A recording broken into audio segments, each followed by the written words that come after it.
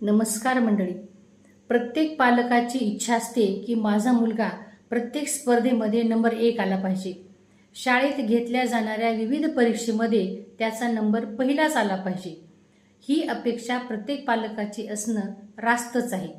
मंडळी, आपण नेहमी पालक असो अथवा शिक्षक असो, विद्यार्थ्याची गुणवत्ता, विद्यार्थ्याचा अभ्यास याविषयी चर्चा करतो. पण विद्यार्थ्याचं आरोग्य याविषयी मोकळेपणाने चर्चा करताना कोणी लक्षात येत नाही. का? कारण हा भाग सद्यस्थितीमध्ये थोडासा दुर्लक्षित राहतो.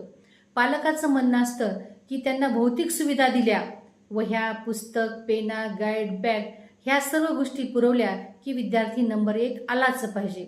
पण या सर्व बाबीमध्ये आपल्या सर्वांना विसर पडतो, तो म्हणजे विद्यार्थ्याच्या आरोग्याविषयी.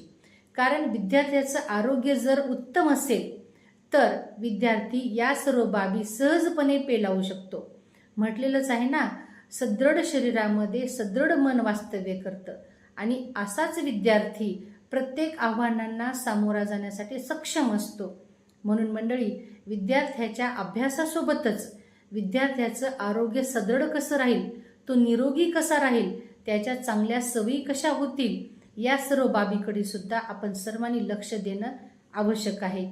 यासाठी विद्यार्थ्याला सदृढ ठेवण्यासाठी, त्याला दीर्घायू ठेवण्यासाठी किंवा त्याने प्रत्येक आव्हानं पेलण्यासाठी त्यानं कसं सक्षम राहावं, कसं त्यांना आव्हानांना सामोरं जावं, हे सर्व पाहण्यासाठी व्हिडिओला भेट द्या. लाईक करा, शेअर करा आणि सबस्क्राईब करा.